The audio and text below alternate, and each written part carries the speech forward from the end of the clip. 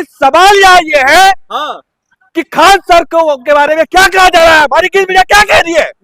हाँ? ये समझने वाली बात है। जो गिज मीडिया कल तक खान सर को खान सर कहती थी, पलकों पर बिठाती थी, ये बेशरम बेहया मीडिया कहती है फैजल खान पाकिस्तान से कनेक्शन। अरे यार, पाकिस्तान से कनेक्शन था तो इतना देर तक कहां बैठा था ये? क्यों नहीं इनकी कराई गई? अब बताइए, बिहार सरकार में मंत्री है, भाजपा के विधायक है, बेशर्मी से कह रहे हैं कि नीरज बबलू जिनका नाम है वो कह रहे हैं कि पाकिस्तान से इसका कनेक्शन है। ये कितने जाहिल लोग हैं, अनपढ़ लोग हैं। चलाते हैं वो शिक्षक क्या बनेंगे? अच्छा, गिरोह चलाते हैं, गैंग चलाते हैं खान सर। कितने कितने अफसर बना दिए, कितने अधिकारी बना दिए। इन बेशरमों को कुछ पता है खान सर कौन है? उन्होंने उनको क्यों माफिया कहा जा रहा है, क्यों उन्हें गैंग कहा जा रहा है, क्यों उन्हें गुंडा कहा जा रहा है, क्यों उन्हें इस तरीके से तोहमत लगाई जा रही है? क्योंकि उन्होंने सिस्टम से, सरकार से सवाल पूछा, ललकारा। आखिर वो किनके लिए कर रहे थे? पेपर लीक हुआ तो क्या खान सर अपने बेटे के लिए कर रहे थे, अपने भाई के लिए कर रहे थे? पेपर लीक हुआ तो वो गरीब छात्रों के लिए, वो बच्चों, इस देश के भविष्य के लिए। शिक्षा, अगर आज शिक्षा बचेगा तो भविष्य बचेगा। आप सोचिए, पेपर लीक हुआ, इस पर खान सर ने बेबाकी से, मुकरता से आवाज उठाया, सरकार के खिलाफ बोला, और इस गिद्ध मीडिया के खिलाफ भी हुंकार भरा। लेकिन उस खान सर को, इस जो हीरो थे, जिसकी पढ़ाने के स्टाइल, देसी अंदाज को लेकर के बड़े बड़े एक्टर, बड़े बड़े हीरो हीरोइन उनकी तारीफें करते थे, और यही गिद्ध मीडिया अपने चैनल पे बैठा करके उनकी मतलब उनको इंटरव्यू लेते थे। आज उनको विलन बना रही। क्यों जेल जाएंगे खान सर? ये अगर गलत है, दोषी है तो बिल्कुल जाएंगे, लेकिन ये कौन करेगा? जांच करना किसका काम है? हम ही अदालत, हम ही मुझसे बन जाएंगे? ये पॉसिबल है? ये जांच का ये प्रशासन का काम है, पुलिस का काम है। अब रोशन आनंद सर की बात करते हैं। रोशन आनंद सर टीचर थे, और टीचर का कोई धर्म नहीं होता, शिक्षक का कोई जो है जाति और मजहब नहीं होता। लेकिन वो जेल से आते हैं, एक तरफ भाई की लाश पड़ी हुई है, और दूसरी तरफ क्या कहते हैं आकर के, मैं सनातनी हिंदू हूं। आपको रोशन आनंद सर, शर्म आया आपको ये बोलने में? मैं सनातनी हिंदू हूं, और वो इस तरह से आकर के बात ललकार रहे हैं। आखिर आप क्या करना चाह रहे हैं? तो अगर आप सनातनी हिंदू है तो मैं खुला चैलेंज है रोशन आनंद को कि रोशन आनंद तमाम सनातनी बच्चों को, तमाम हिंदू बच्चों को फ्री में पढ़ाएंगे, और किसी भी मुसलमान बच्चे को अपने कोचिंग में नहीं घुसने देंगे।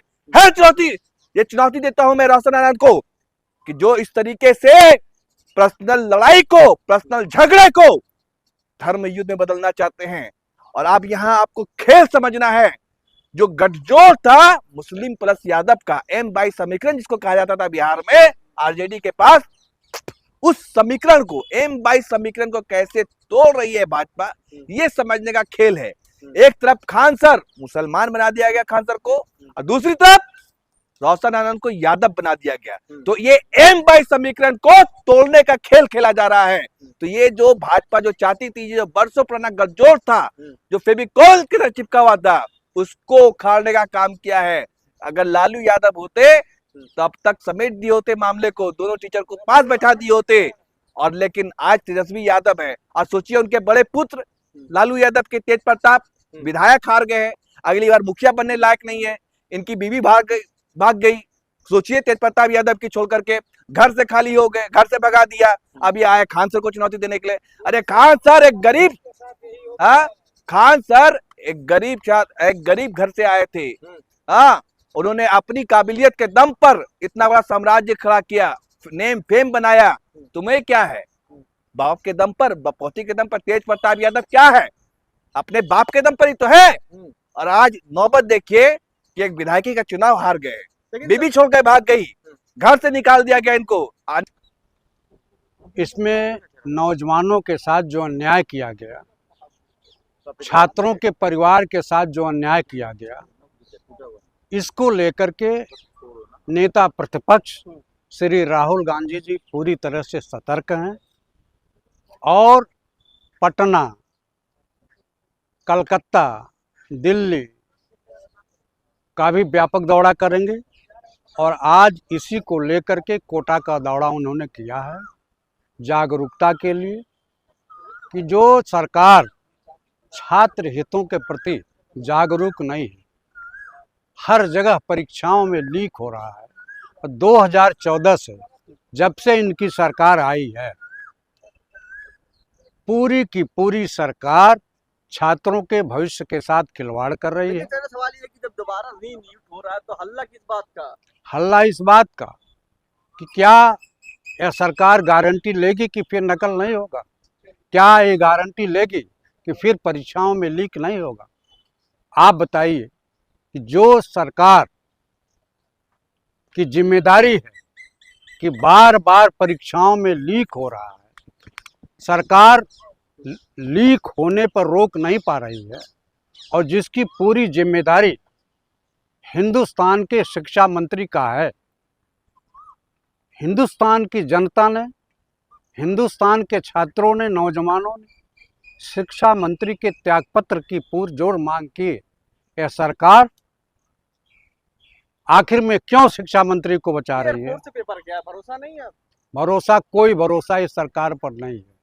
यह सरकार जब हिंदुओं के आस्था का प्रतीक अयोध्या के राम मंदिर में जो चंदा चोरी को हड़प ले रही है, उसको रोकने में पूरी तरह से विफल।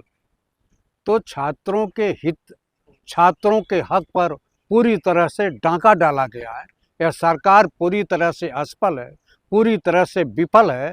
छात्रों की परीक्षाओं के भविष्य के साथ खिलवाड़ जो सरकार कर रही है, उस पर कोई यकीन नहीं है, कोई भरोसा नहीं है। शिक्षा मंत्री तो कह रहा है राहुल गांधी भ्रम फैला रहे हैं, युवाओं को बरगला अब रहे हैं। आप बताइए, पूरे देश में हर जगह छात्र आंदोलन कर रहे हैं, क्या राहुल गांधी उनको बरगला रहे हैं? जो नेता प्रतिपक्ष है, नेता प्रतिपक्ष की नैतिक जिम्मेदारी है कि जो देश पर, चाहे किसान हो, मजदूर हो, छात्र हो, महिला हो, यदि इनके ऊपर, इनके हक और हुकूक पर डाका डाला जाता है, तो नेता प्रतिपक्ष की नैतिक जिम्मेदारी है सड़क से लेकर सदन तक सरकार को जागरूक करे और जनता के हक और हुकूक पर डाका डालने वाली सरकार के गलत नीतियों का जोरदार तरीके से विरोध करें, जो नैतिक जिम्मेदारी राहुल गांधी से निभा रहे हैं। राहुल गांधी राजनीति कर रहा है या इंसाफ की लड़ाई लड़ रहा है?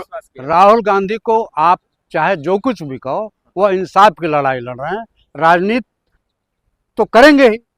अगर राजनीति लोकसभा में नहीं करेंगे, जनता के हक की बात नहीं करेंगे, तो वो समस्याएं कैसे उठेंगी? तो राहुल गांधी तो निश्चित रूप से जनता के हक और हुकूक की बात कर रहे हैं। जनता के हक की बात सड़क पर भी लड़ रहे हैं और जनता के हक की बात पार्लियामेंट में कर रहे हैं। लेकिन यही युवा मोदी जी, अमित शाह जी पे ज्यादा भरोसा कर रहे हैं बजाय राहुल गांधी के। आप बताइए, पूरा, कोई चाहे भुवनेश्वर हो, चाहे कलकत्ता हो, चाहे बिहार हो, चाहे